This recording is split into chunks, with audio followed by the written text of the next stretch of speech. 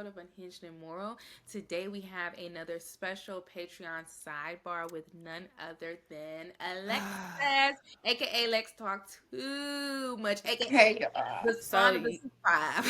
I was gonna say this is actually the first person from our actual TikTok friend group of which we've met in real life and are actually friends at this point, aka the Super Five. But Super Five was not 5 people. That's the funny part. It's like Super Five, but it's never more than 5 people. But yeah, that was by design. We didn't want to bring the friends on too early since we were already accused of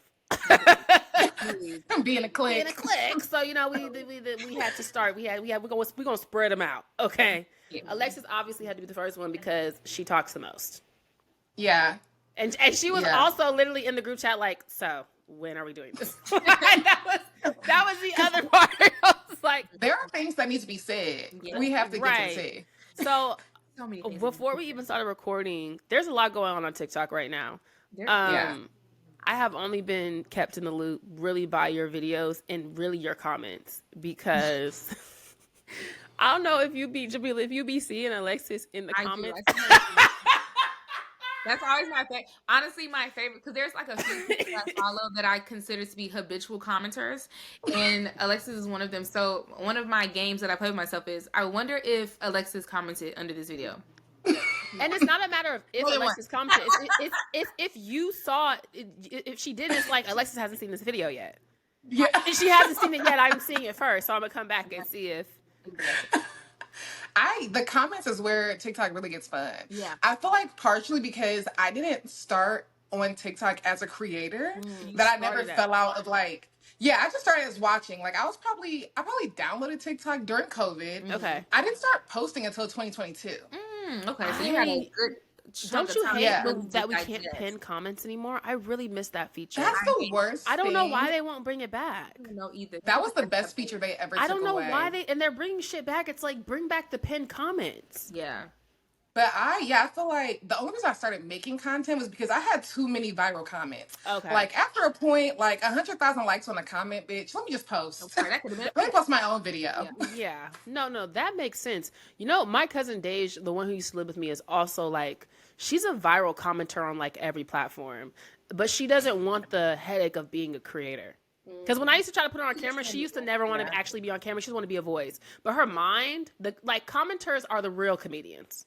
Yeah. Because you have to be succinct. Yeah. You have to get straight to the punchline. You don't have 3, 4, 5 minutes. You have to get straight to it. Yeah. And they have to get it on the first read. It can't be a follow-up video. Yeah, no. Commenters, although y'all are messy and really are instigators, you are comedians and do make the app go around. So we appreciate it. For sure. You know what's funny? I'll allow a shady comment. If it's funny enough. For sure. I'll be like, you know what? Every single time. Yeah. You know, if you ate me, it's rare that you actually ate me. So I'll respond back. This was crazy. I literally be responding I didn't block you because I laughed. Yeah, you shoot that for sure. You did. But don't play with me again. But don't do too much. Don't do that again. It's my favorite part about when you post a video and you let it sit for a little while. I haven't even looked at the comments yet. Let me go. Let me go see what these. Let me see what everyone's saying. Are they on my side or are they not? What's going on? The best part is when you post and the comments jump off immediately. Oh, yes.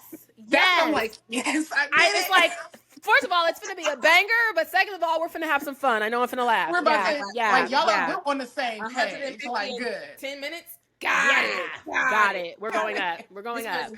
Yeah, it's exciting. It's literally the dopamine hit. TikTok has really mastered the art of dopamine hits because I be getting high. Definitely crackhead. I'm definitely a TikTok crackhead. Yeah, I can't. The night they banned the app, no funny shit, I was rocking myself to sleep. I kept opening it. That's how we found out it came back. I said, oh my God. Because I just kept hitting it on accident, and eventually something else will pop up, and something else will pop up. I'm like, oh, we're back, baby. I 100% understand. Y'all are hilarious. I think that this is my old parents kicking in, because I didn't delete the app because I'm young enough to know, they're bringing it back. But I was definitely not checking it. I was moving on with my life. Crazy. I got on YouTube. It wasn't on purpose. I wasn't let me go see it. I literally was just close one app and hit it on accident. Yes. And my thing was, I was never going to delete it because, are y'all dumb? The whole thing was it can't be on the App Store. So if it's banned, it's not on the App Store. Why would you delete it? That never made sense to me. And they only did that. TikTok turned it off to prove a point. or to update. Because if you go through their stuff, they meshed with Meta now. But, you know. And I don't know, the bots, since the ban has been back, has been out of control. Like, I definitely feel like they left the back door open or something. Because just the amount of bots is insane. Water. Something ain't right in buttermilk. Something's not right, yeah, for sure. We don't know yet, but there's something. There's something up their sleeve. Yeah. No, yeah, they definitely. And I don't know why it has, but I don't know if they necessarily have been bought out by Meta just yet, because that would be like public information. That would have been. Yeah, Meta is publicly traded, so they would have. Well, no, someone had on TikTok had went through the guidelines, and Meta is like the verbiage was Meta's guidelines, da da da da da, and it said Meta in the stuff. So like they publicly in their rules are doing Meta's policy. They just haven't solidified. They just haven't. Yeah. They haven't told the us. The ink hasn't been dry. They haven't signed the paper. But if you go on the their stuff right now, it definitely does say Meta, and it definitely does have their stuff. Yeah, no. So we're cooked. Mind you, Meta pays ass. I'm supposed to be. Instagram payouts suck fucking bullshit. I paid $50 off of Instagram last month. I didn't know if it was just me. I'm like, no. They don't pay. I said $9. And also, they're really strict. My pictures from Cancun, they got demonetized. Yeah, babe, I'm not even naked. No, you can't even have no smoke in the picture. That picture of me and Armani at Off the Record, when y'all was here for Thanksgiving, it's simply us smiling, but the background is kind of smoky because obviously we're around hookah smoke. They demonetized it. They're strict, so I don't know if I'm gonna survive on that. Off of my reels, it's only been my pictures that are monetized. My reels, I say something, or I thought reels made money. I don't know, because they say Instagram is more so that brands can see you. It's not what you would use. Well, that's what our management said. Yeah, I mean, that makes sense though. I've heard that. I just feel like this is just, maybe it's just me. I'm not obsessed with the idea of being like a brand money influencer, because I don't like people telling me when I gotta post. Like, I don't give a damn that you want it up by Friday. Say that something was due yesterday that I just remembered was due yesterday. I don't like that.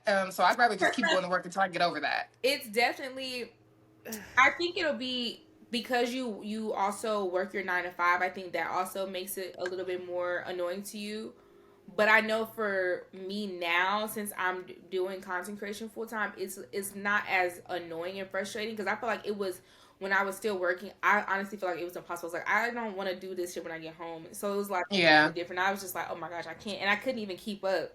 But now since it's like, well, bitch, you want to eat?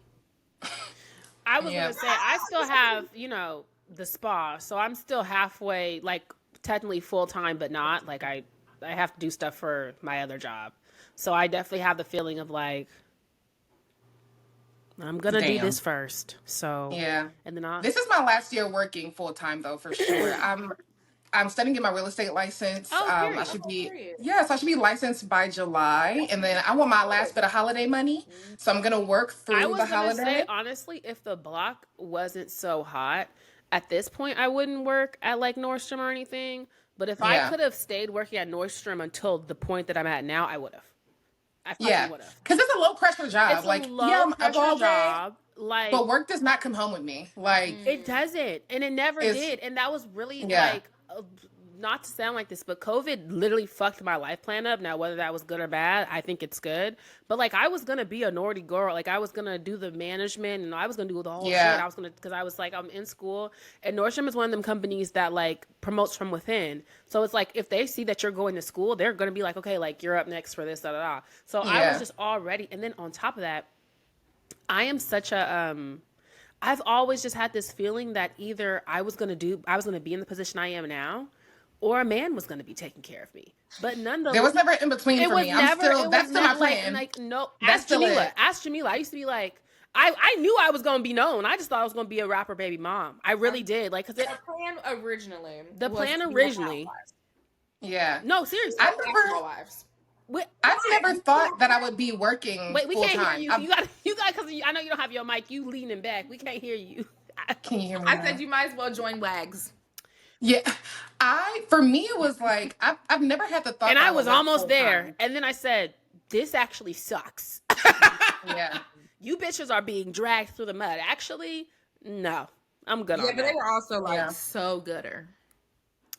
I was fucking with the hood ones. Well, not all the basketball players, but I just didn't like that not the basketball players. The rappers were the gutter butts. You know, I was on the NFL track. I've dated a few NFL players, but the fear of getting my head knocked between the fucking fridge and the wall is too imminent.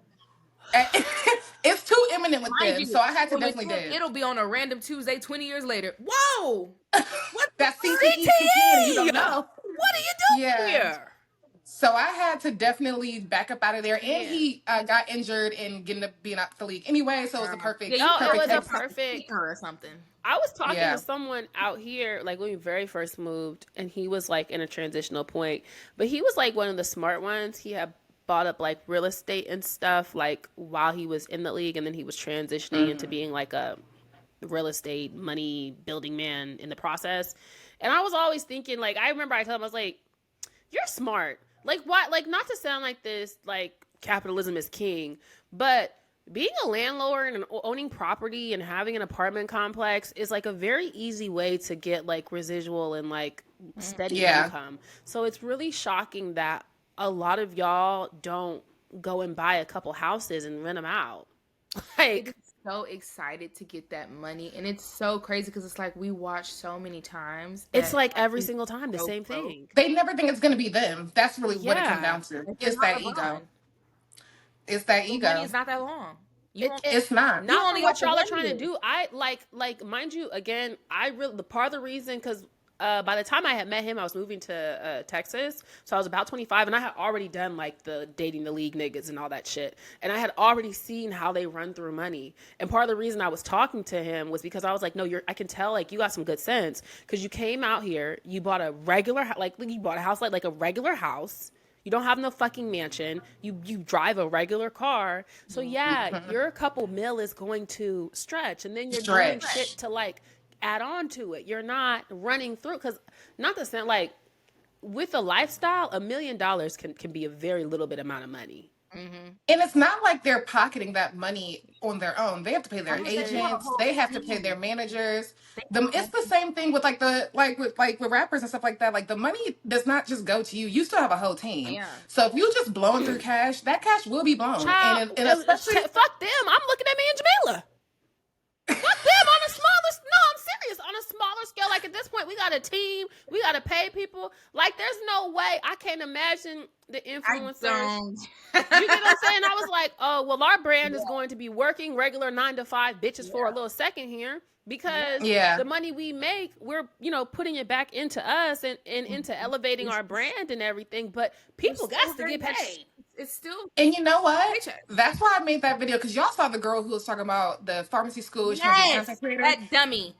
That big dummy. That's why I made that video. Like, girl, and what have I been saying for years? Do not quit your job. That's what made me. I'm like, no, baby, you don't understand. I still have a whole separate income out. When TikTok was banned, it's like, yes, I understand people are getting laid off, but for me personally, this isn't. I go to work still. I'm gonna go to work still. I'm gonna devastated that I can't fuck off some money at the mall. I can't fuck off and take a flight next week. Yeah, I'm sick about that. But I go to work tomorrow. So like, I can't. Weird for me, because I was like, she was just about, why don't you just finish and graduate? Well, so that's the thing. People were retelling the story. She's already graduated. Not only has she graduated, she's fully licensed. Okay. She's just not using. Wait, I thought she just can't find a job. Oh. Got it. But the thing is, as she's telling the story, it's like, okay, her parents are setting her up with people and it's falling through, or they're not like in the exact lane she wants to be in. But it's like, girl, you don't have no experience. You have to go work the bullshit jobs. That's the judge with when people ask why I didn't go to PR straight out of college, I said, well, I want the job that I want, and I don't want to make my bones. That doesn't seem fun. And at the time that I was coming out of college, bitches was making $32K. I could stay at Nordstrom, do that. Yeah. No funny shit. And have fun and fuck off and also with not have to try. With our age group, I feel like we graduated right. Like, the people who were rich off of content at that point were, like, already 10 years deep into, like, these long YouTube careers. Mm-hmm. We kind of graduated right at that point where if you hadn't already started, there wasn't a platform where that could be your reality just yet. Mm-hmm. So when TikTok came around, it's like, okay, I'm already grown. I've always had in the back of my mind, like you said, that I was either going to be doing social media or I'm about to be put up anyway. So now there's a platform where I can be doing that, and I can, because I've had a YouTube for 10 years at least, but y'all know gaining traction on YouTube is incredibly difficult. And it wasn't like I had nobody, unless people are already looking for you, they're not going to show you to anybody. So it's like, okay, now I have this established Girl, even still, because brand I'm as looking a at my hot, funny YouTube. bitch. Yeah, and I get my videos in the first day get 1,000 views. I'd be real satisfied. I'd be happy with 200. Deadass. I'd be happy with my little 1,000 views, child. Thank you. It's hard, and what's crazy is like for me, rebuilding my YouTube is so weird because it's like I have now 106,000 subscribers on YouTube, but it in no way translates because I gained that 100K before 2016.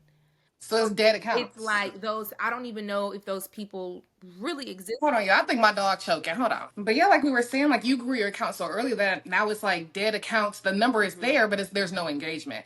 So it's like we're all kind of in that building phase. But I feel like for me now that I have somewhat of an established audience on one app, now there are people like actually searching my name on YouTube to see if there's anything there. Yeah. So the thing is, what I'm liking about growing, and that's part of the reason I kind of even chilled. Instead of dropping clips, which I'm trying to decide, do I want to start back on dropping the clips? Because when I was dropping clips from my Nightly with Machiavelli videos, I was getting followers.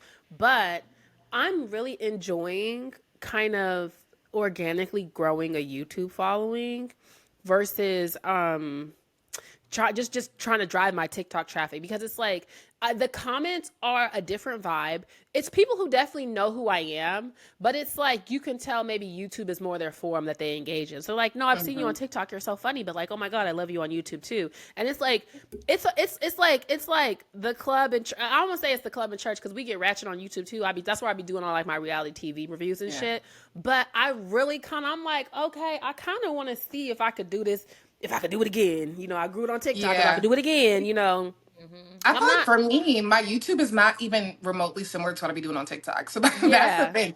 I do drop clips just because I feel like people who don't know that I make lifestyle content off of TikTok, like maybe you don't want to follow me on TikTok because you're not into talking head shit, but you might want to see what's going on over here. So I do still drop clips, but I feel like it's a whole different, those are not the same. They're different platforms for a reason. I use them differently. Yeah.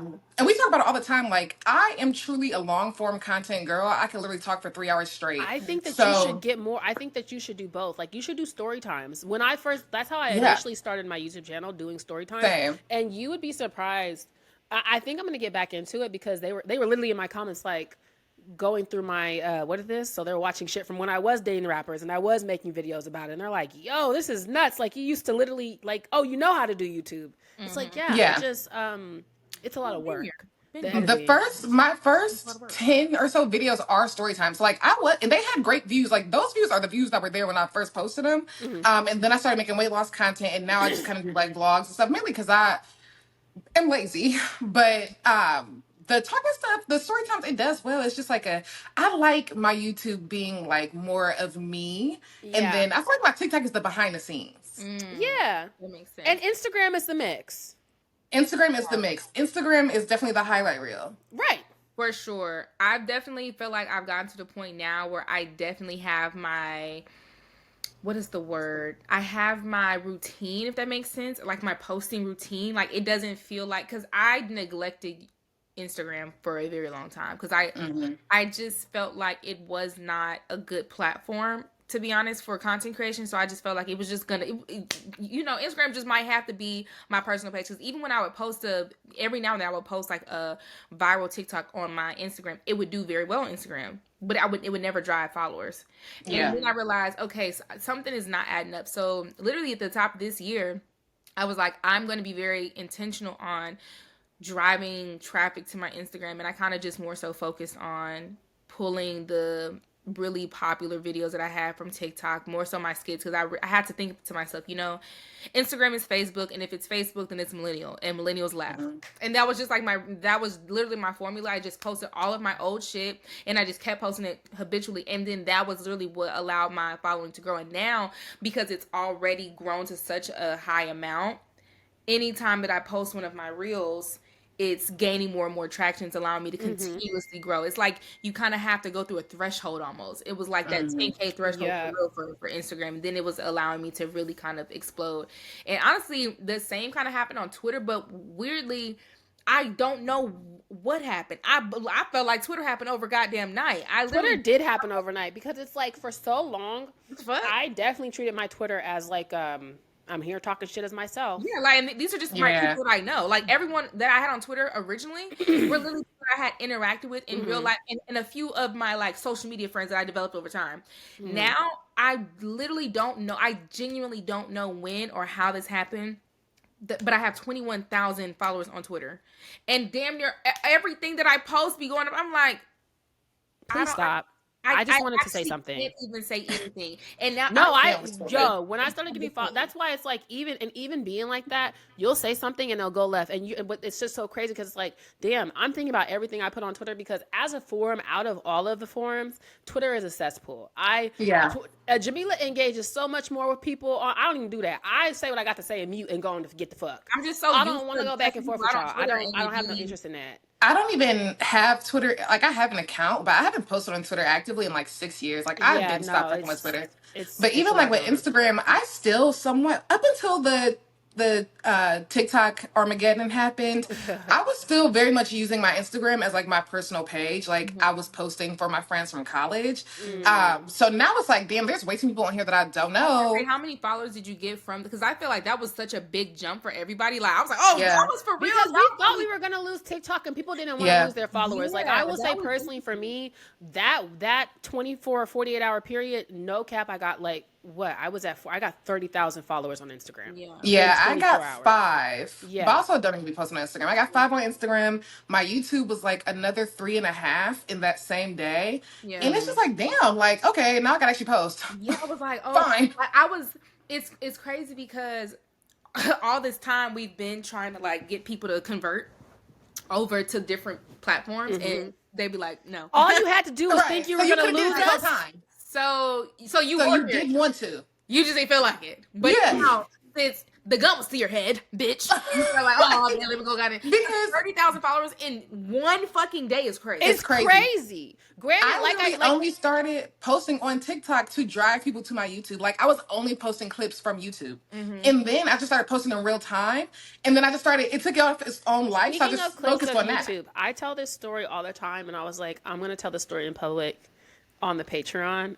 And I'm not going to tell it on TikTok because one of my first introductions to Alexus, this is before we met in person, was when you're talking about weight loss or something, and somebody said that I hate when bitches lose weight and get mean. And you posted a clip from your YouTube when you were bigger saying something completely mean as shit. And you were like, actually, no, I've always been mean. And so during the Slim Kim shit, I was like, this is not the time to say that. When they're like, oh, she's so fucking mean. That's why in my videos, I was like, you guys are saying Kim's mean. You guys are saying Alexus is mean. Da, da, da. But I was like, y'all don't understand. Alexus is literally going to be like, no, I've always been mean. And post the clip. Like, that shit lives rent-free in my head. It's like one of the funniest things I've ever seen. I was like, this bitch is really funny. Like, she's hilarious. The thing with that was, I feel like, and I've been dying to talk about this. Y'all know this lives rent-free in my head.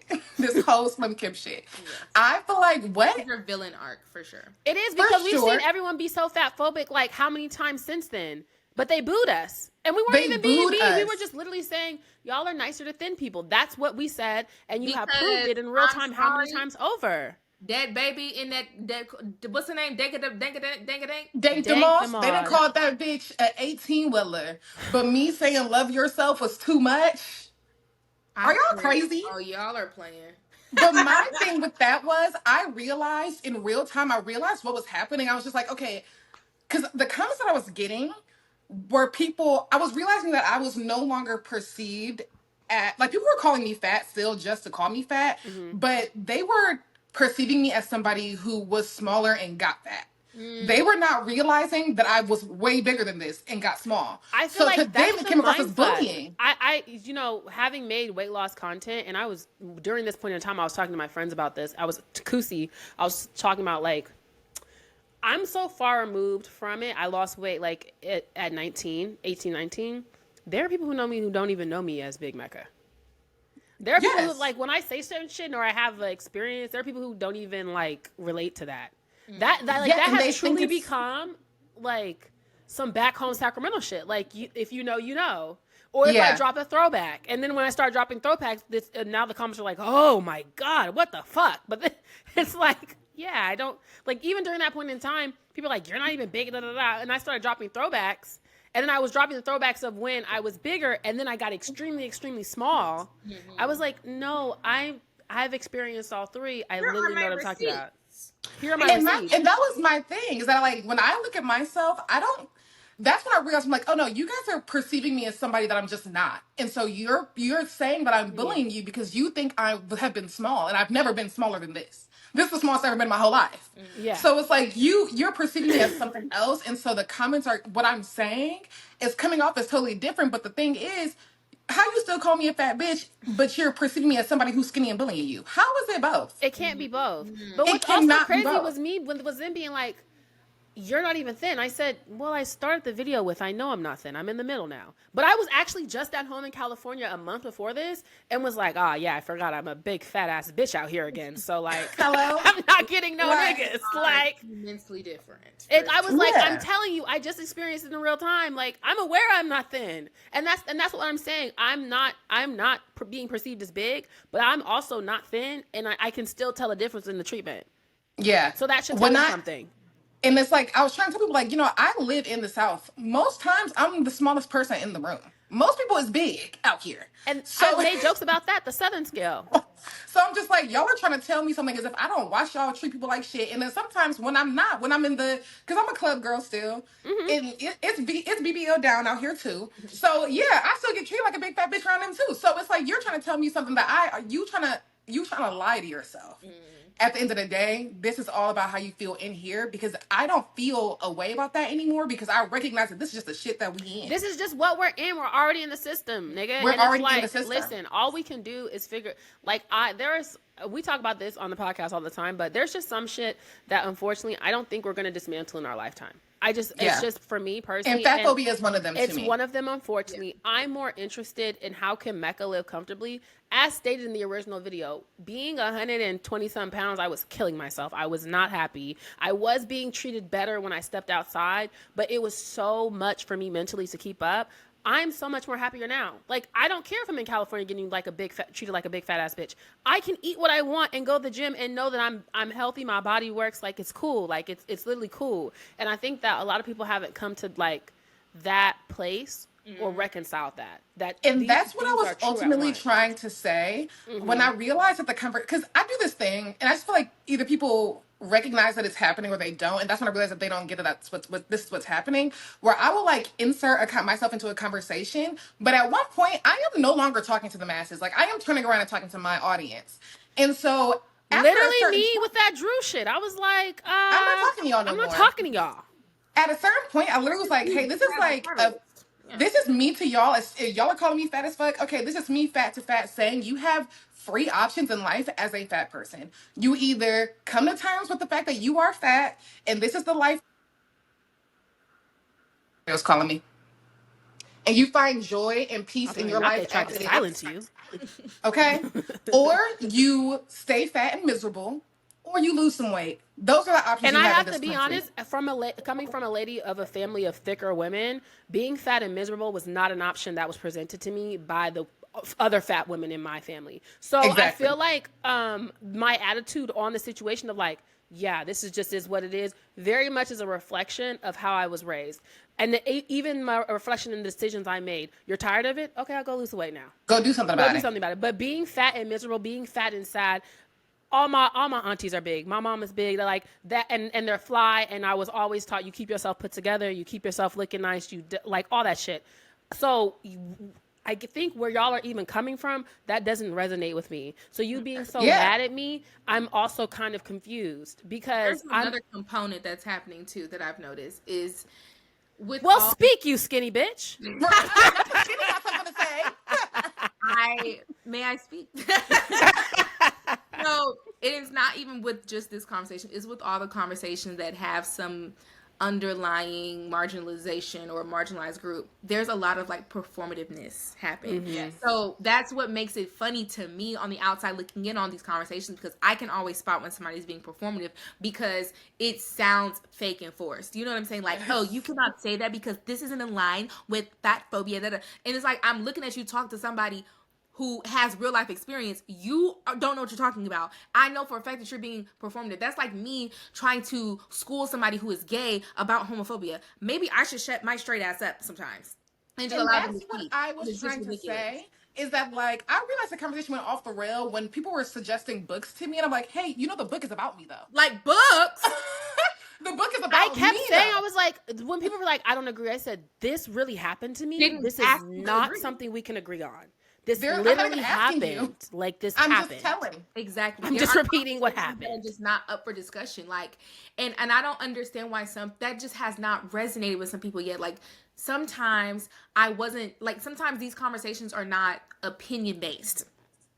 And I didn't ask for your opinion, and your opinion is never going to be wanted. Even when we were talking about WAGs, I had made a statement about how I felt like in the beginning episodes, it was very clear that the girls were being colorist towards Stoney.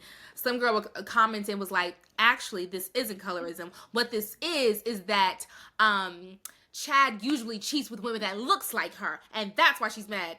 Which is colorism. So close. Which you were so close, but so far. Because this is sad. This is Chad's second light-skinned Spanish bitch. Sherelle's half black, but I'm being fictitious. You get what I'm saying? That he's went and cheated with a dark-skinned woman. Yes, this is what? Say it with us. She's irritated that she's dark-skinned and gets attention. That would be what? Class? Colorism. Like, damn, like, what are you talking about? Like, and so this happens with all the conversations. So when the Slim Kim of it all happened, and I'm watching this happen in real time, I'm like, y'all are lying and being performative, because just... My favorite part was Slim Kim bowing out and letting the fat bitches get jumped. I said, well, this is Fatphobia in real time. This is it. This is it. I said that in my video. I said, so you got Alexus count banned, but not Kim's? So you do hate fat people, is what we just said. It was a part of it. My thing was so here's the thing. When I first got my account back, y'all was the only ones who knew. So I had my account back for maybe an hour or two before I ever posted that. I remember because you were like, fuck it. I remember, like, so this is the funny part. Watching that whole month afterwards, remember Alexus was like, I'm not fucking with y'all. I'm not fucking with y'all on this app. And I'm like, if only the internet could have watched the crash out that we experienced in the group chat. In the group chat? Mind you, this is how you knew it was serious. Laugh about it now. When I say so, I think the dynamics of the group are very obvious, but we'll just regurgitate them. Lavelle is the mature older cousin that does not participate in group chat shenanigans and will call you on the ones to check in on you and will, but he's in the group chat. It's definitely on Do Not Disturb. He doesn't open it. He's just omnipresent. He'll pop in if he has something to say. If he has something to say. And I knew this was serious because Lavelle was active in the group chat. I said, hold on. Wait. He said, this is not right, y'all. I'm finna call somebody. And not only was he in the group chat, girl, he's calling me incessantly. I'm not picking up. Like, that's how down bad I was. I'm like, y'all know, people on the internet might not know this. Lavelle is the friend who has to give a speech. Everything is deep. And so I'm like, right now, I'm too deep in the emotions to talk to you. Like, you're going to have me. I want to soak right now. No, he has to, like... So Lavelle is the person that has to pick you up out of the darkness, and sometimes you want to lay in the darkness. No, literally. So it's like I was not answering the phone. I finally called him back, and we get it sorted out. But it was just like in real time. Like when I got the account back, I'm looking at the comments. That's when I started getting mad. I was never mad until I saw how people acted when they thought I was gone. That's why I was like, you just this pussy. Because I'm watching y'all argue down and everybody's comments calling me everything. It was people saying, like, I can't remember why I brought that up. It was just like the crazy. But what came out of that was that bitch saying she was going to smack Jamila. And I said, so much happened. So much happened in that 24-hour span. I was thinking about this, honestly. That video was the fact that I watched the entire video and was confused on why I was mentioned. I said, okay, well, how did I get in it? I asked her, I said, hey, question, why was I tagged in this video that you were talking directly to Alexus? You're gonna smack and me. She said, well, because we know that's your friend. If you want to block me, you can too, bitch. Oh! And that's when I realized that we were perceived as an us. I don't think prior to that, I will say, yeah. Mm-hmm. I just thought we were like, because before when we were like post content together, it'll be, oh, the crossover episodes, the link ups I didn't know I needed. I never thought people were perceiving us as a unit moving in one. That it just genuinely never crossed my mind. Right. That's until why I was that moment. so, like, and it's funny because watching all of the things that happened and spawned from that, we were all genuinely confused because we were like, did we miss a piece of the story? What are y'all, how did y'all get to this conclusion that we didn't even get to? And we're in a group chat. What's interesting about it? And I always thought about, like, I think about this often, and I don't know if it's human nature. I don't want to put it on the Black community, but between us, and I will say Malik, Dre, and Raymonte, it's like people were like, we love seeing a group of Black influencers support each other. Mm-hmm. Well, with them, it was like, I love seeing Black gay men support each other. But then it was like this, it's like at every point there's y'all want to see it. And then there's a point where you get tired of it and you want us to turn on each other. And then it's always like, oh, but we don't want to see you guys argue. Yes, you do. And then it's always like, and you weren't seeing that. Like, we hadn't got to the point, because if you think about it, One Music Fest and Essence were how many months apart? Like, you know what I'm saying? Like, we were at the point in which either y'all were going to destroy us or we were going to destroy us. But so there needed to be a piece of drama to happen within the group, and we haven't funked with each other like the whole time. So it's like, it just hasn't happened. I think people were anticipating, like, oh, they're linked. Like, y'all know when folks get together, it's bound to be some mess, and I think people were. And since it wasn't that, now, oh, y'all are a clique. So now y'all are bully bitches that need to be destroyed. And you know what I think it is? I think it's because they don't perceive the friendships as real. Mm-hmm. Because if you really thought we were really friends, then the idea, like, why would I let you drag my friend and not say something when I say something about everything else? And that makes sense, because ever since I've made TikTok, it's known fact that both Darrington and Sabrina are going to hop in. Y'all never get mad at that. Mm-hmm. Mm-hmm. You know what I'm saying? So it's just like, no, you guys didn't think we were really friends. And even still, even if it wasn't friends, I think that a lot of time, we're all older. And when I say we're all older, we're all at the latter half of our 20s, mid-20s. We're all over 25. We're all over 25. And I do think that dictates a certain way that you move. Like, in terms of, even if we had fallen out, I really believe none of us would have bought it to the internet. It just, you just would have seen less of us with each other. Like, but when you're that's how you know, because when Tasia didn't come to my music fest, they was talking about something. We left her out and we wasn't talking to her no more. Whole time, y'all just don't know her business on why she can't be here. I was gonna say, I'm not gonna say why Tasia didn't go, but there was Tasia's business why she couldn't go. Yeah, making it a whole thing, and I'm like, y'all are, you know, it's getting scary. It's just a matter of, like, not like, I literally compare everything to Beyonce. And if you want to be Beyonce, you can do the Michael Jackson. You can do any superstar. But when you start getting them eyes on you, you by default got to get them haters, and them haters gonna hate, like, and hate bad.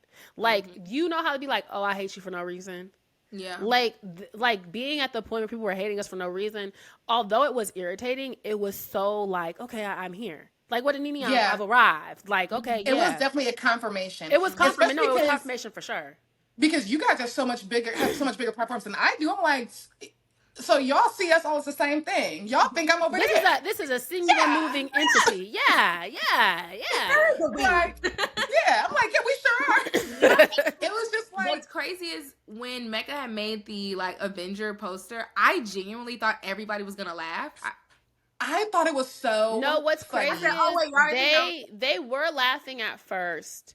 As they do most things with me. See, I also feel like outside of Lavelle, I had the most followers, but I have been involved in a lot of controversy over the years. So I kind of like, at this point when stuff happens, it's not shocking to me, because the very first time I got involved in controversy was like 3 years ago, and they had a whole hashtag cancel Mecca. And that was jarring for me. Like, I said, whoa. New merch alert. No, literally, like, they had a hashtag. Beyonce. You said what? Boycott Beyonce. No, literally, it was a whole thing. And it was because, I'll tell you what I said. It's always, I just feel like I'm too real. It was when Erica Banks said she didn't want to go outside with bitches who looked a mess. And I said, I'm not defending Erica, but I don't think y'all understand Texas, Houston, Dallas club scene. Colorism is, and this is when I was working in the clubs. I said, colorism is so fucking prevalent. It's actually like insane to watch. Two, if you do have a dark-skinned woman with you, she needs to be fucking blessed down. All the dark-skinned girls you see in the clubs are fucking not 10s, they're 12s, they're 15s, they're 20s. You know what I'm saying? Like, it's not regular. It's like the prime time. So it's like her coming from the Dallas club scene and saying, oh, bitch, you can't look a mess walking into the club with me, made perfect sense. I was going into the club every other day to work myself. And I saw how the promoters were working. And I saw what the shit that they did. So that's what I was trying to say. And bitches got mad at that. And what was the crazy part about that, the girls who lived in Texas, like, the girls out here were like, yeah, like, that's why it was a whole thing. They were like, well, she's not lying. Yeah. So I don't know what the fuck. Yellow hussy. And it wasn't even that. It was another light-skinned girl who got mad at me. And I blocked her. And she came back from her burner because they're crazy and said, bitch, you can't get rid of me. And she's going to make all these videos, #cancel Mecca. And up until that point, I thought everybody thought I was so funny and nice and loved me. And all of a sudden, I was seeing all these comments for the first time like, oh, we hate that bitch. And I was like, that is how I felt with the Slim Kim thing. That was my first time really. Remember when Megan Thee Stallion said that this Tori Lanez situation was the first time she realized people didn't like her? That's really how I felt about the Slim Kim thing. I was just like, oh, you guys don't like me. That's news. Why would you not like me? And so then, and you know what? I realized that we had really made it because I feel like the transition from Slim Kim Gate, that lasting 3 full weeks, and turning into something completely different, lasting another 3 weeks. That was the first time we ever saw a dragging last 2 months, y'all. We were getting our asses handed and whooped from Thanksgiving to past New Year. No, you're not lying. And what's so crazy is I brought it up at the end of the episode we recorded yesterday for the podcast. I said, you see how no man can stop what God has put forth. Hello? He will make a table y'all for you in front of so your hard. enemies. Y'all fought so hard to bury us, and still I rise like the phoenix. It didn't work. And it's just like, damn. Yeah. Like, I feel embarrassed for the people who, and we've talked about this in the group chat too, like the creators who did find themselves as ops. I feel so embarrassed for y'all because it's like, I blocked a lot of people. Listen. When I go back and look at the views, I'm like, not only did y'all was doing your hardest and you fell off, bitch, I know you fucking lie. Embarrassing.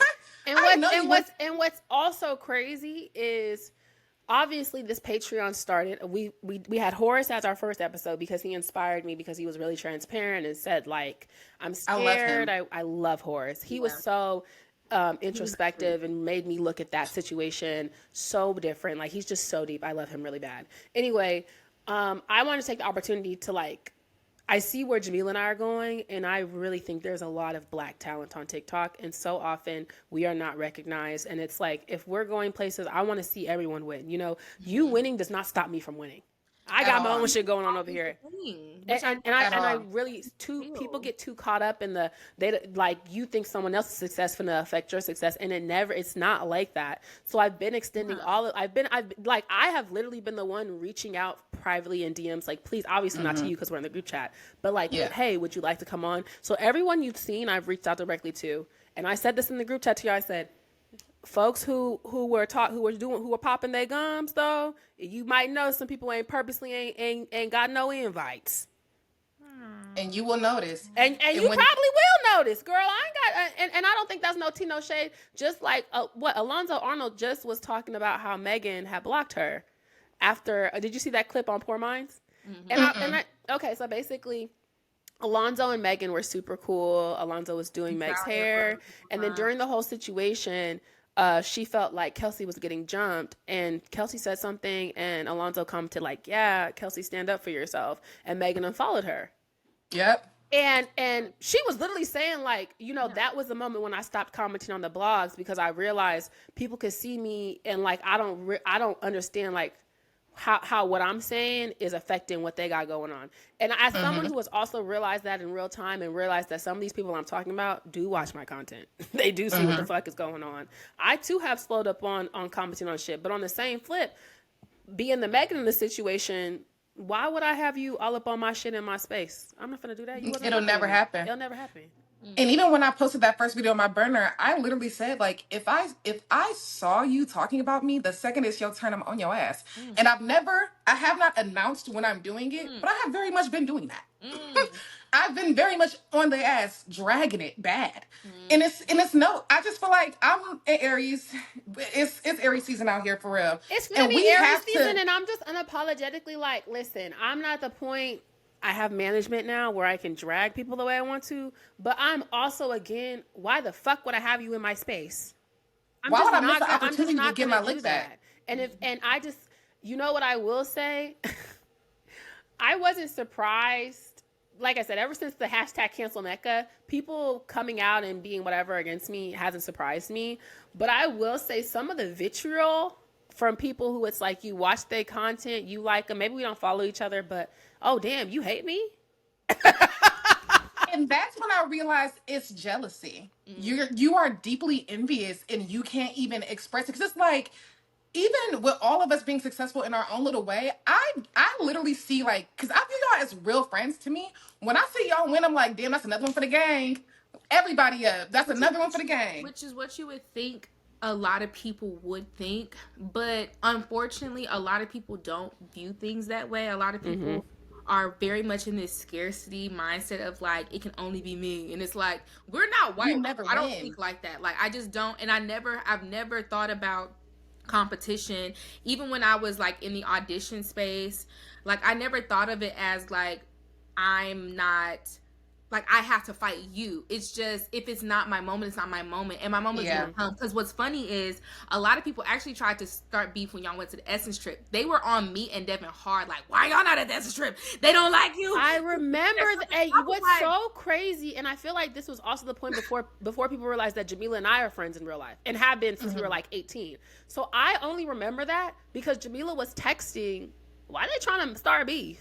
I was like, first of all, we were so in our own world. We don't think that they decided Jamila and Devin are not coming, number one. And number two, Nosy literally said, I got 5 passes, bitch. Like, you know what I'm saying? Literally. I'm like, why are y'all trying to make it a thing like me and Devin to get invited? There's some tea there. Was like, y'all, we're just not going. And it's okay. Like, but we were not upset that we weren't going in the sense of like, in opposition of y'all. It was more so like, dang, I mean, I do wish I could go to S. I do.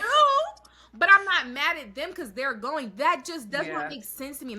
And I know that had it been a different situation, a different set of creators, the ones who are weird, it would have been a thing. And they would have made it, well, I just feel like I would have been better suited for this. Or it's like, that mindset is so icky to me because it's like, no, because if you were, you would have been there. Like, if it was meant for you, it was always going to be for you. And I just feel like that's just the mindset I always go. Like, it's never on some like, why not me? Even though like I get in my feeling, like I've been doing content for so long and I've definitely had the moments where like, why are my shit not popping?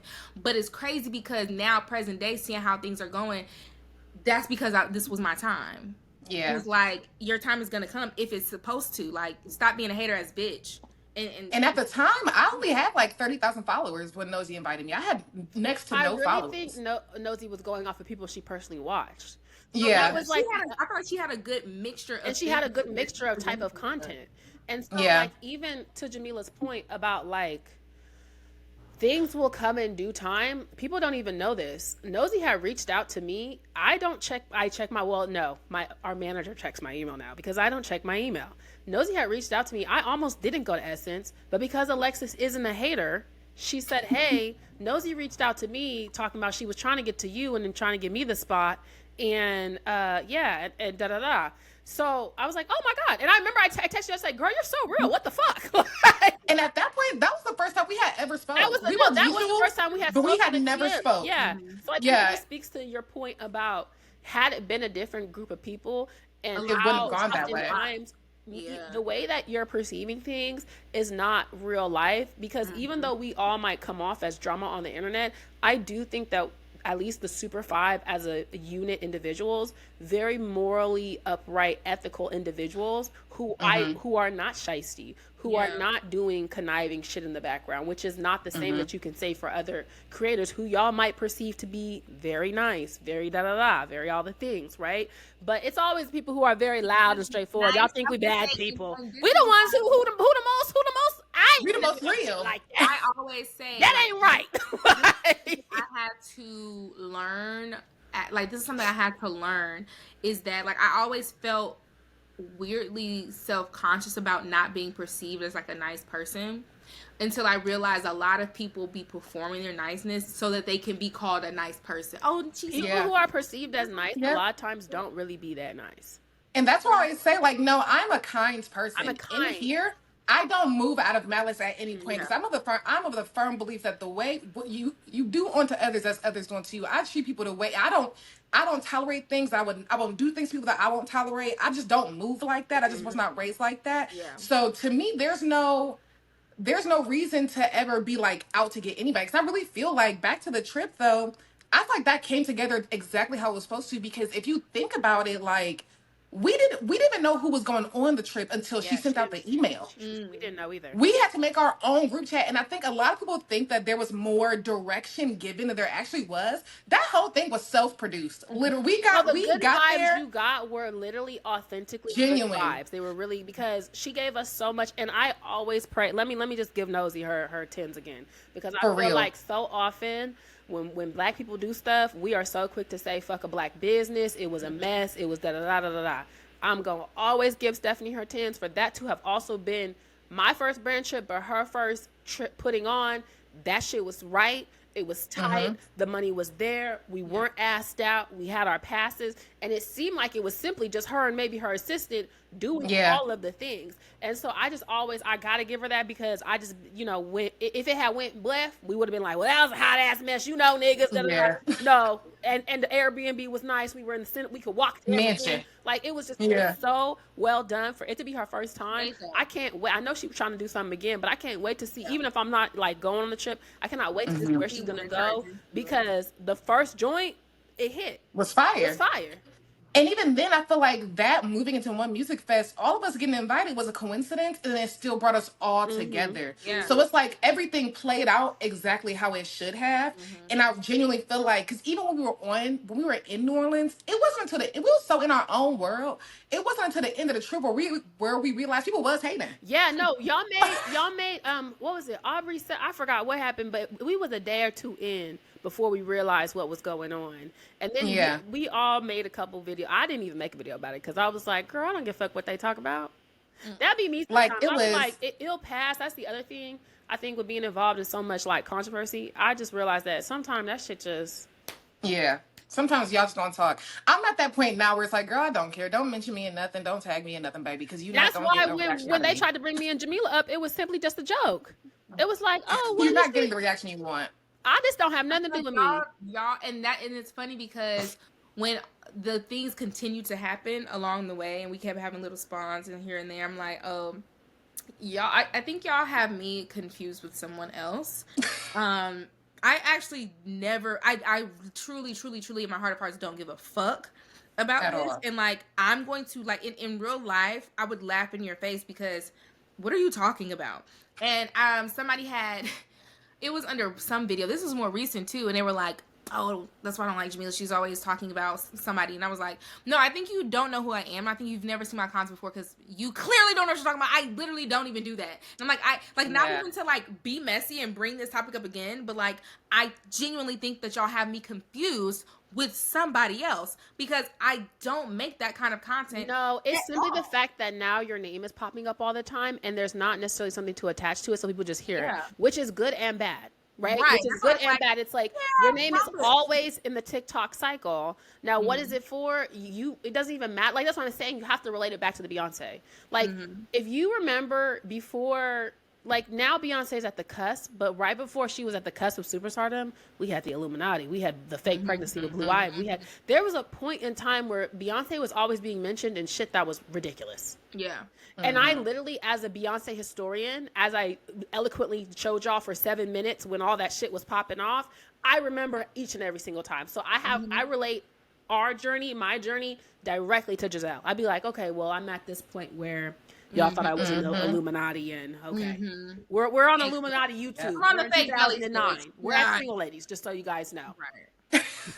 I feel like a lot of it also, and because I get the comment a lot too. People are like, you always talking about somebody, and I am, but it's not the bulk of my content. Yeah. I think at this point, people don't want to come to terms with the fact that that's the For You page that they have curated. And if you only see my drama videos, it's because that's all you look at. Because I post probably 30 of story times, vlogs, and mess. So if you're only seeing one bucket, that's because that's what you've created. Yes. And me and Mac, that's not on me. Yesterday when we were recording the podcast, there's also a thing where if you talk about somebody or it just in any entity at all, or a conversation that's happening on the timeline, it's being perceived immediately as a negative thing, when it's like, actually I just use this as a catalyst to kind of spawn a whole different conversation. And you don't have critical thinking skills, and you also don't listen, and you heard the first 5 seconds because that's my hook and I got your ass, and you're not paying attention, that you wanted to create a conversation of things that was never even said. And so I think the perception that we are these bullies that drag people to hell, it's like, no, I think you guys are misinterpreting our content because you want to. Because if you were genuine, if you were acting in good faith, as the TikTok users say, you would have watched the full video and been like, oh, this was not a hateful video, this was not even really messy, this person used a conversation that's clearly trending to bring a point that they wanted to bring within this conversation. And it just so happened that there was a person involved in this conversation that sparked it off. I think that's more so what we do more times than not. The only time we've really got in somebody's ass is if they directly came for us. Yes. And even honestly, I'll be honest. I know, well, Jamila's know me, and I know Alexus, you've been following me for like some years. I don't even get down on TikTok how I used to get down. Like, I don't, bitch, I don't even drag how I used to drag. I used to drag. I used to go on them pages and drag and be like, that, you crazy talking to me like that. I would stitch their video and then drag them in my video. No, I wouldn't even do that. I would really just straight to it. What I had got good at, especially because I kept getting dinged and my account was on warning mode for cussing Hood Healer out for so long. I'm gonna always bring it up. I would go on their page and I would just describe their Abby. And so people got to know, like, let me go look at that Abby. And so that's why, she changed. I even just did this last time when that girl, when that non-black woman called me a messy light bright. You too motherfucking comfortable. Yeah. Bitch, are you Mexican? Like, are you crazy right now? I don't give a fuck what I said. It wasn't bad, but I don't give a fuck what I said. Why are you calling me a messy light bright and you are not black?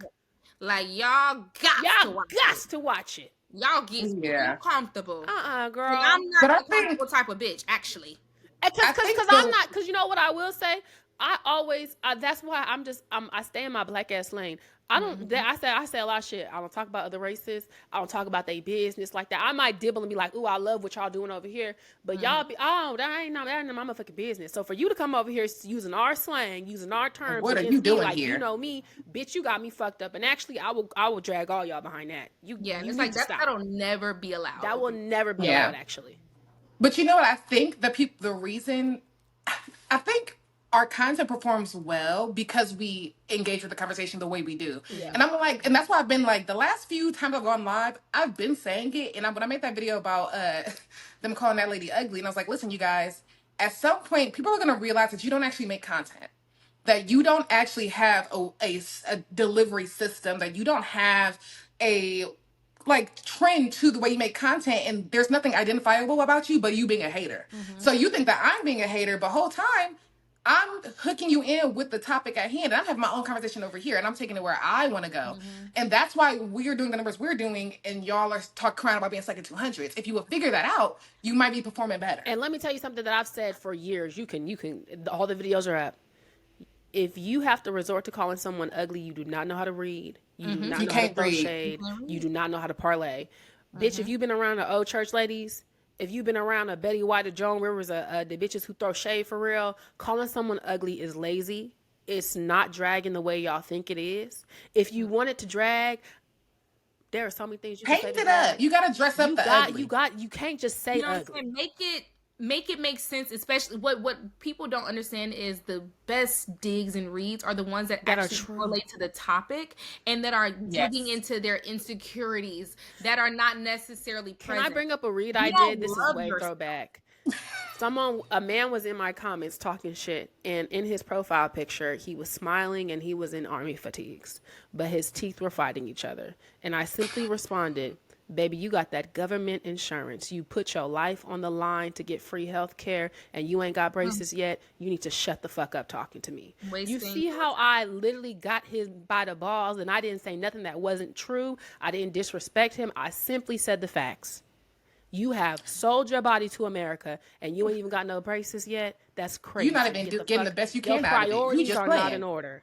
And that's what I'm saying. You need, like, y'all don't even know how to play this game. You simply calling someone ugly. And you see how engaging that is, too, because now people are like, oh, yeah, now we can have a conversation about the military, how y'all prey on black men, how y'all healthcare. We can have so many conversations off that one simple read. Calling somebody ugly ain't it. But being able to take the conversation 16 different places requires you to be quick in the first place. And what I've noticed is that some people just aren't. Some people just don't have it. And I think that's also okay. But I think more people need to recognize that. I think they do need to recognize that maybe this Well, they're not quick. They can't recognize it. And that maybe that's true. And I think what's unfortunate is that some people don't realize, they don't realize it just yet, that your profile is not going to sustain itself. And that's what I've been trying to say. Like, the jig is going to be up eventually. Like, and that's why when I look back at the going through 2-month drama cycles, though, people are thinking that they're going to be able to sustain it. And after it's dying out, it's died out. Because think about the whole, I know y'all were there. I don't know if y'all remember the womb land situation. That was so early in the TikTok drama. So early TikTok drama. Was that with that Native American man? Yes. Yeah. I said, bitch, that's from years ago. I ain't thought about that in years. He was on my For You page all the time. I never followed him, but I have not seen him since. And I'm not joking. Not because I blocked him. No. He deleted his account. He just made a new one at the end of this last year, but I don't think it's going to go nowhere. Gone. I haven't seen the white girl since. I haven't seen anybody involved since. And there was several people involved. I have not seen them since. You know why? Because after the rise, there's gonna be a fall. What goes up must come down. It's physics. And I just think people don't realize. And is there something to fall on? Of substance? You have to have content there. Because also, again, here comes it. It's gonna draw back. A lot of their content was performative. In the first place. And it's just like, I feel bad that they don't recognize it. And it's just like, okay, y'all just want to post to get the numbers, but there's no humor in here. And I think that's why when I did get my account back and I was just looking at people's accounts, I was like, oh, y'all are trying to read me how you see me read people, but you don't have it. But it's not like, so you're actually just dragging me. Like, you're actually just talking about me in a crazy fucking way. There's no joke involved. No you hate me. And it's just like, okay, I see what y'all trying to do, but y'all still, if me being gone is what took you to make enough content to get some followers, so now that I'm back, where's your content? Let me say this, and hold on, as we've had both Davin and Han on, right? Let's just transition. Something that even Hannah said, that Davin said, suckling at the teeth of your oppressor was funny. It was funny. Right? And that is why Davin's content is still here. Because even though it was, you have to have some substance, you got to have a little, you have to have some humor with it. The simple just dragging, that is why the Housewives works. That's why Nene Leakes is who she is. Nene has said some crazy ass shit. Heavenly has said some crazy ass shit. Think of all your favorite housewives who are mean as stone. There's something we're missing. This is the key element that we're missing here. You have got to know when it's time to stop and pivot and shut the fuck up. Wrap it up. You cannot keep saying the same joke on the same bitch for 8 weeks. No one gives a damn. Wrap it up. Bored. You have to understand that we're going to get bored, so you need to know when to switch topics. And for some reason, people have not gotten that part of it. It's like, I'm watching your video. What the fuck are y'all still talking about? Now I'm irritated, and I don't even know what it's about because I hate when people talk about the same shit over and over again. Now pivot, because that's where I was trying to go with that, because before we started, I said, Alexis, I don't even know what's going on no more. I don't even know what's going on. I was tapped in and I was tapped out. I was tapped in, and then now I'm just simply lost. Just lost. I saw that Tori got doxxed. Yeah. Another friend of the show, as is our girl Tori and Hannah. It's so funny because hey, they got mad at us for posting Hannah's episode in the comments during Black History Month. Really, guys? I didn't see that. I didn't see that. I heard people were mad about y'all having Tori on, but I didn't see people being mad. And that's why I didn't engage with those comments, because people from both sides were mad. I didn't even know that people were mad about either. No, I was making the announcement videos. People were mad we had Tori. People were mad we had Hannah. Where were these comments at? Like under my videos.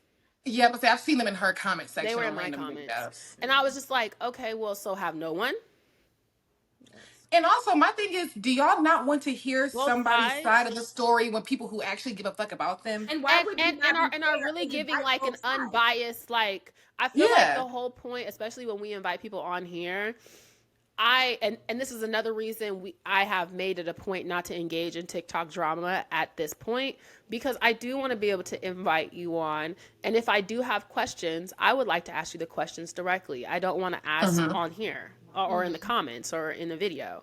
Like, and I do feel like, you know, being able to talk into a mic, you know, the comments aren't coming in, you're just talking with someone else, it feels safe. So you're more likely to be honest with your feelings, which is what, from that situation, I really felt like all ladies involved were very honest. They were very transparent. Han said she was fucking high. And she posted that. She said that in her first response. I didn't even see that. She said, I was high. I had just spoke with my dad. It was 1 a.m. I posted and went to sleep. Yeah. Like you never just LOL too hard, too close to the sun before. That's literally why I said, oh, you were just like, we've all been there. Like, you thought you was going to be hella deep. I said, I was like, Hannah, this provides so much context to like what happened. You thought you was being deep whole time. You just high. Like, you're not being deep. You're stupid. Hannah, yes. Like, bro, Hannah, I wish you would understand that you being a pothead leftist makes the most sense. And if you were to just like kind of lean into that, and if you maybe, and I'd be wanting to like manage people's content, because you know what you could do, and I guarantee you it would land a little bit better, only because you have to, you know what we got going on. The next time you post a political thought, literally title it "My High Takes." Please have a bit of smoke coming in from the back. Let them know I just smoked a big ass doobie, and this was what I just thought about. Let me know if I'm tripping. Let me know if I'm tripping, guys. And then I think people would stop taking it too seriously. But it's like one of those things where people don't know how to just, you know, engage in people's content and just take it as content. They have to like kind of be like, well, I'm going to use this and analyze this person for who they are, even though I don't know them. Yes. And I'm going to add in my own perspective.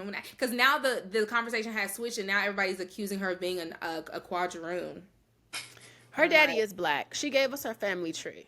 I'm like, yeah. And also people are mad that she's going to the concert. The thing is, the whole topic was never that deep to think she wouldn't go. What's crazy is now what I do remember is her at the top of the video saying, I love Beyonce and I do plan on going to the, she said that she said that and her hook. So that's it's funny that y'all remember the meat of the video, but you don't remember the beginning. And even then, when I said that, when I made my video about her going to the concert, people were like, it's crazy that you're defending hypocrisy. No one gives a fuck but y'all. Hello? That's the thing. And as I said in a few of my videos, yes, I am feeding into the hypocrisy because I myself am a hypocrite, as we all are, and we're all going to contribute. I can always see both sides. I can always, because it's not me. And it's like, then y'all talking about y'all gonna whip her ass in front of Julius? I said, y'all got y'all monkey ass. You not know real high. You know what? And that's how I know y'all just on here talking shit. Y'all ain't know real high, because you would never bring no drama to Beyonce stage. You will never be on a Beyonce stage again. Bitch talk about something. Oh yeah, Jimmy Lane, what night are you going? Because I'll beat your ass. Oh bitch, I wish you would mess up my club hold down. You won't even get past security for club hold down. The way security Julius, her. Check her purse. I will drag it. I will lay on the ground and let you stomp me if that means that I Beyonce's literally gonna said in help my video, I me. said there's 2 places I will let you beat my ass, and that's at the airport and at a Beyonce concert. You will whip my ass. I'm not getting on the no I'm list. sitting there like this. The no fly list Literally. and the no Beyonce list are not lists I'm planning to be on at any point in my life. Never. Never. But you know what? Hold on, because we go so far off the topic so fast. Back to Tori. I wanted to ask you. So I don't know. Saint has been popping up on my For You page lately since I've been trying to engage and figure out. Did they dox Tori, or what's going on with that? Because they said they weren't doxing; they were on their page singing. Yeah, I was. So I don't know. So it is my personal opinion that he did. I personally believe that. Okay. I don't think he's going to admit it, but I think so for people who aren't like techie, I think there's a simple way to find this out, and I think Casey Speaks will be able to tell us this. If the IP addresses are the same, then the conversation's over. You did that shit. So the problem is he posted a screenshot, and I was in his live with my burner this morning, so I just needed to make sure, I was seeing everything. He posted a screenshot of an account DMing him saying, I have info on Tori. Now, apparently he posted it in a video and he took it down because Tori's information was in the screenshot when he posted it. So it's like, no, you technically still did dox her, even if you're not the doxer that she's talking about. But he in the live that I saw, he covered his response, so you can't see what he said back. And I just feel like if you said no, thank you, so maybe why was her information inadvertently doxed Tori? And so, why did he post that? What was his reasoning on posting the screenshot of the girl coming to him? Because at that point, Tori had already found out that she was doxxed, and she was saying that she thought it was Saint. He was saying that it's not me and I have proof. So she's like, well, post it then. And I guess he feels like that screenshot was his proof that he didn't do it, but it's not. Mm-hmm. It isn't. And in Casey Speaks video, he literally said that Saint does own the account that Tori said doxed her. So it's like, wait, how does Casey Speak? I know Casey Speaks only gets involved when the drama's hot. Yeah, so I think how he would may they be a know private that investigator from the IP address. How do people get IP addresses? It just, you don't get it. It just is. So your IP address is attached to your Wi-Fi. Where do you find it? Is what you're asking. You can see it in your phone in your settings. So it's on the back of your Wi-Fi router. How would I get your IP address? Now that I don't know. That's a techie thing. Because I be so scared. Like, I got your IP address. I'm like, how? That's techie. That's too techie for me. I don't know how to find that. Okay. But basically, once you connect to the wireless system in your house, everything runs on the same IP address. Right. So it doesn't matter if you made a burner account. It's on the same IP address as your cell phone. And I know they're helping Tori. When I was doxxed by the Barbs, it was civilians, good Samaritans, who gave me the IP addresses to give to the FBI. Yeah. And I can just tell you what happened with me. I found out it was someone who had just graduated high school, a non-black young gay man, by the way. Like a lot of the Barbs are non-black. Who then proceeded to DM me and beg me not to. I was like, oh, baby, the paperwork's already been filed. I'm sorry. It's over, bud. It's over. So however they proceeded with that, they proceeded. But what I'm saying is, I still have the people who doxed me. I have their screenshots, their usernames. I need their information. I see. I wouldn't know how to do that because, like I said, the handiwork was like Tori. It was done for me. So I was just able to just get this first name and do what I needed to do. With that being said, is Casey Speaks the tech person, or did they? He is a tech person. Okay. I'm not exactly sure what his profession is. He is either like a hacker by trade, or I think he might be a private investigator. Oh my gosh! Just because I was gonna say I always hear that name when it's like something is happening. It's like, oh, Casey Speaks involved, kind of like the boogeyman. Oh, like, you gonna get in trouble? Casey Speaks is here, like, yeah. Because the speed at which he's able to find people gives me professional vibes. Mm-hmm. Because he said that he started looking for the accounts. So he posted a video yesterday. He said he started the night before. So he had all of their burners in their home addresses and everything by the next day. Damn. So it's like, and people are trying to argue me, well, Casey Speaks said it doesn't mean it's true. But I'm like, I'm putting two and two together my damn self. Casey Speaks never said that. So there's a third account. The person who DM'd Saint is not anybody, like, it has 0 followers, 0 posts. Casey Speaks added that at the end of his video. He was like, well, who are you and what do you have to do with it? And then the very next video is Saint showing that that's the person who sent the information. So clearly there's too many coincidences for it to just be a coincidence, in my opinion. And then also, if you look at Tori's page, at any other time, it'll be filled with people dragging her to hell and all these like burner pages arguing with her, but now it's crystal clear, clean, spotless. And no one else who has beefed with her has jumped up to say, I did not do it. The only people who have jumped up to say they did not do it were Saint and the Lost Poet. No one accused you guys of doing it.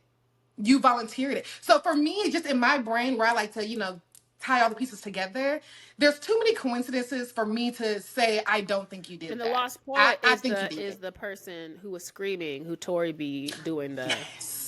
Yes. I'll be like, Tori, stop drawing that picture in between your eyebrows. Stop that. That person scares me. That is the boogeyman. I've never seen The Last Poet. You don't need to. I was going to say, I've only seen them in relation with Tori. I've just heard the audio screaming. Begging. A whole lot of begging. I heard the audio. Banging? They gangbang? Begging. Oh. Shaking a cup. Somebody commented that they got $34,000 in donations from people last year. At this point, I'm about to get on live and beg. 34,000? Can I be honest and transparent? I don't be mad when people beg on the internet. I'd be like, y'all be so mad at people, but it's like, if people are giving them money, let them give it. Right. People give them but I don't care. I can't care about that. And then also, I feel like that person who gave it out of their good heart. What you do with it, that's your karma to give. They still got their good karma. Yeah, they still gave out of kindness. Mm-hmm. What you do or what you really did, that's for you. Never read Happy Pocket Full of Money. That's the way to stay rich, is to be giving money out. You'll always have your pockets full if you're... That person will get their money and their blessings back regardless, whether you was a scammer or not. Exactly. But ultimately, I think the whole thing with Tori is, I think a lot of these creators who don't get good traction to their videos, I mean, these people we only hear about when they bring up Tori. And the only reason she doesn't have a larger platform is because her pages keep getting banned. Because if you can get banned and then run up 30,000 followers the next day, clearly there's people looking for you. Yeah. And if she were to be able to keep her platform, she would have a larger platform. But I think people view her for some reason as like low-hanging fruit to get traction to their account, which is why when people like, even when her whole thing with Christian, which I still feel like he was in the motherfucking wrong. But even when people like me make videos about it, no one makes videos about me. Mm-hmm. They don't tend to turn around and do that. Mm-hmm. But if she responds, they go on for 30 days and 30 nights. I also notice it's a certain brand of person that seems to be beefing with Tori. So it's a very specific brand. Like, it's not like Tori's just beefing with any and everyone. And it's just, it pops up back to back. It's like the same brand of person. Now, maybe whatever she said, I really think that's fallout of the Maya situation. And, those people feel like Tori cannot be vindicated in any way whatsoever. Mm-hmm. So, that is what it is. But I don't, even when they were trying to involve me and Jamila, and I said, I don't got no beef with Tori. Like, what would we beef with Tori about? Yeah. Because Tori beefs with the people who talk about her. I was going to say, those videos like literally don't be having nothing to do with it. Like, literally, like, and also, like I said, Tori... What do you want me to say? At this point, her content is like, they treat her like the boogeyman, but it kind of is. I would more kin her to like Bloody Mary. Like, you say Tori name it 3 times, she finna pop up. She don't just be funky. If you keep her name out your motherfucking mouth, you're safe. But also, do y'all think that we are like the TikTok constables? Why do y'all keep like, Jamila, thoughts on this? No. I don't have anything to say. Someone said that about somebody, something happened with E. Kane, and I said, no thoughts. I don't even know what's going on. Yeah. No thoughts. People, there was a period of time, honestly, right before Super 5, there's a period of time where I would get this comment like, are you scared of E. Kane? Why do you never talk about E. Kane? Well, I don't watch shit like that, so I really don't have not even to sound like that. I had a phase, and then it was like, okay, I'm good on that. I think everybody did. Because when I first found out about it, wasn't my guilty pleasure. My guilty pleasure was Peach. I've never been tapped into Peach. I was a Peach girl. So you was in a Peach patch. I was a part of the Peach patch. She lost me about last year. It got to be too much, but I was an active member of Peach Patch for a second there. Yeah, I didn't know anything about her, but I feel like with E. Kane, because she is funny, and I think sometimes we when people are in trouble, people start lying and be like, "Oh, she was never funny." Well, let's not lie. Let's be serious. Yeah. Kane is funny. She does have a way of banter and a way of she's very witty. She's very quick on her feet. She's a funny girl. But and so I think a lot of people get drawn in because you'll see something randomly funny from her and you're like, "Oh, she's funny and crazy." And and then you're following her and then you're like, wait, what the fuck did I just see? And then it's like, but what's interesting is a lot of the bad things that are involved with her is not actually from her content that she produces. It's from lives and it's from things where she's doing outside of her content. Because if you just follow her page, you wouldn't see. And so I think that's why it's still she still has such a hard following and such a strong following because on her actual page, it's really just her talking to her camera, making up raps about her, laying down her wig, talking to her kids and stuff like that. You don't really see a lot of the really, really bad stuff. A lot of stuff happens on live. And so it usually takes a minute for people to get tapped into like the downside of her content. But it's like when you get onto that, it's dark. And it's like, I actually need to immediately remove myself. I can't. I'm sorry. I think if you're a certain brand of person, and again, I would even argue a person of a certain age, it's just not, like, I don't want to watch this. Yeah. Literally. And that's what I'm just like, maybe y'all think, I've come to this realization that people think I'm younger than I am because somebody commented like, you're in your 20s looking 30. Well, I'm 30, so I would be. So I'm like, okay, you guys think I'm younger than I am, but I'm older than y'all. So it's like, baby, I'm not watching E-Kane. And even like, no, I think like people trying to call us old or whatever, it's becoming less of an insult and more of a, well, yes.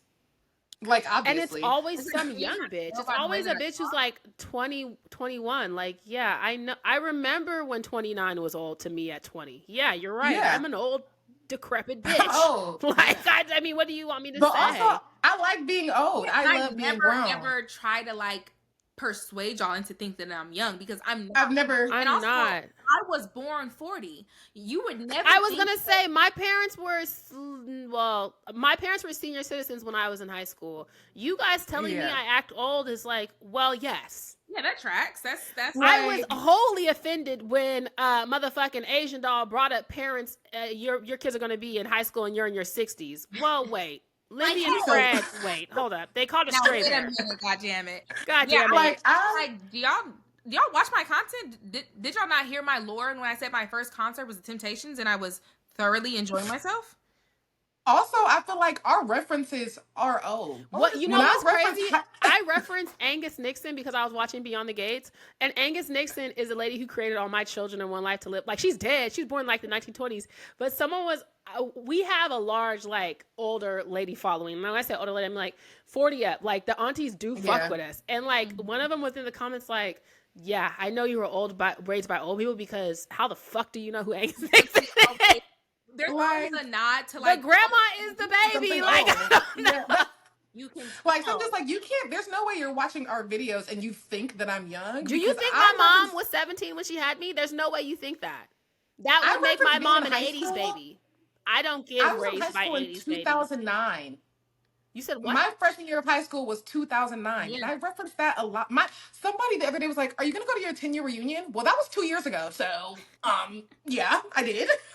Like, I'm like, guys, I don't know what it's so funny when people like start to like connect the dots with just certain things because even them like still to this day realizing I have a child, they're like, "What do you mean you have a child?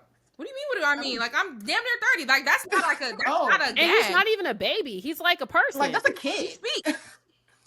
He's gonna be starting preschool in the fall. Like oh my gosh. Yeah, gagged. Very much. Like, I'm gagged, but y'all shouldn't be. I don't know.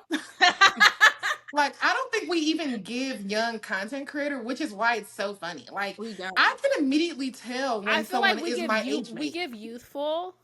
Right. Yeah. We have a little spring in us, but we're not young. Yeah. You can see the difference. We have youthful like spirits. Darrington and Jelani immediately. You can tell they act young. And what's crazy is Darrington's only 2 years younger than us. So I don't know why. And mind you, Darrington's one of them niggas who this was the first year he's realized that like, oh, I'm unk. Because baby, you're finna be 27. You're unk. You're making all the old jokes. You getting there, young blood? No, he goes and plays basketball, and he said one of the younger dudes like said something about like reference him being like, oh yeah, but you unk as fuck, nigga, da da da da.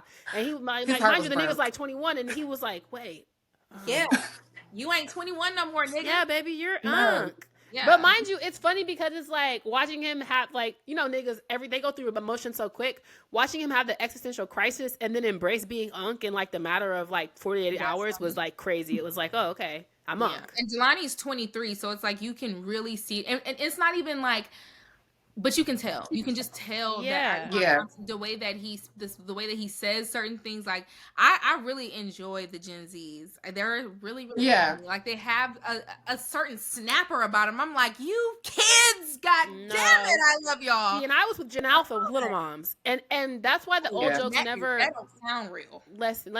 We didn't start Gen Z making old jokes makes me laugh because Little Mom's older sister is around Jelani's age, right? And I remember listening to them argue, and she called her old. She's like, I mean, you're Gen Z, you're fucking old. I mean, she didn't say fucking, but she's like, you're old. And it was just the way it was like, ha! And her sister was kind of like gagged because she's like 21 or 20, like something in there. And it was like, oh yeah, it's starting. Yeah, baby. Yeah, you're old. Yeah. Yeah. It's cool being old though. Like this is way more fun. Can I tell you guys something? I love being at the point where I can pay for convenience. I'm not waiting in a line. I'm gonna give my laundry was dropped off when I got off that plane. My laundry was sitting on the porch, folded neatly. Thank you. Give me the cleaners. Bring them over. I'm not coming to the club unless there's a section. I'm not. Don't even invite me. In fact, I will get it. In fact, I more so like events now. I don't even need to go to the club. I want to go to an event. Maybe a live music situation. I'm a little bit of both. I live for a live music. I like the club, but like I'm at the age once a month. Once every couple weeks. Well, this past weekend I went to a fashion show. I went to an award show. That type of stuff. When you the young lit black. Yeah. That type of stuff. And I want to drink. I still want to drink a little something. I'm toe up in here. I want to be toe up at the fucking event. I'm toe up in here. But I'm safe. And they're not going to start shooting. Me and my drawers, because I'm wearing panties that go all under the booty. I don't wear panties. You got 17 miles of ass crack. I don't like a panty line. That's too much panty line, girl. No, baby, I'm wearing a panty. Unless it's something that's gonna be like, that ass is really prevalent, then I'll be forced to wear a thong. But if I don't have to wear a thong, I'm not wearing one. I'm wearing a good old solid granny bikini. I'm good for wearing boxers. I mean, y'all know I love a muumuu, a house dress. They ate that shit up.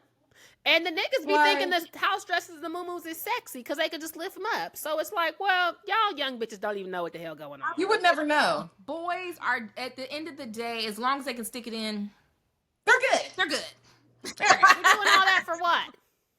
I'm not doing too much of nothing. It's good and warm when they put, you know what I'm saying? That's all. They do be good and warm, so I'm gonna put on what the hell I want. Like a honey bun at the microwave. With a little butter on top. We need to close this out. Literally, because now it's getting crazy. A honey bun out the microwave was honestly my stopping point. Well, thank you, Alexus. Where can we find you and your socials? Because this was literally turning into a FaceTime. I forgot we was on fucking. I forgot I was recording. No, literally. I was start talking real crazy. I just looked up and saw the recording and said, "Oh my god." Okay. Yeah. Well, you guys can find me on TikTok and on YouTube at LexTalkTooMuch. My Instagram is at The Original Dream Girl. I know people have a beef with people having different usernames. I'm a good username picker. My usernames are good. I'm not getting rid of them. So those are 3 places you can find me. I might get back on Twitter. I might not. I don't know, guys. I don't know. It's fun, even though it's like gutter. It's fun, but it's just like the ghetto club. You know, like it gets a little unsafe sometimes. Y'all know from the suburbs. Yeah, you can say you have a little bit more wiggle room with what you can say on Twitter. Like you can cuss a little bit more creative. Okay, you know, it's like I might shake back. Yeah. In that case, my Twitter is Addicted to Lex. And you know. I appreciate you guys having me on. This is a blast. I miss you guys so much. Yeah. I cannot wait until we link back up for Beyonce weekend. Oh, I can't wait. Wait, what's that? Because you're going to Atlanta. Oh yeah, you're not going to be there. I might be there. Just pop up. Yeah, we're all going to Atlanta shows that whole Atlanta weekend. Show is where it's at. I was gonna say, so you might as well just slide. I was literally just telling my SoulCycle instructor, hey Jay, he was like, "Are you gonna buy like another ticket?" I was like, "I am. I'm probably gonna buy Atlanta because I know everyone's going to Atlanta." So that's funny that you guys even brought that up because I said that yesterday. Yeah. Yeah, you might, because I'm going to the Sunday show and the Monday show, so you might as well just slide us something. Everyone can be there. I'm having to be in Atlanta so much that it's getting to the point where, are you gonna stop the recording? Oh shit! Bye, y'all. Oh, can we do an outro? Yeah. Before we. Okay. I wasn't. Yeah, I appreciate you guys for having me on. To my business. This was honestly the Kiki of the century, and I really feel like the kids are really gonna eat. This was a moment. I appreciate you. Can't wait to have you again, girl. Of course.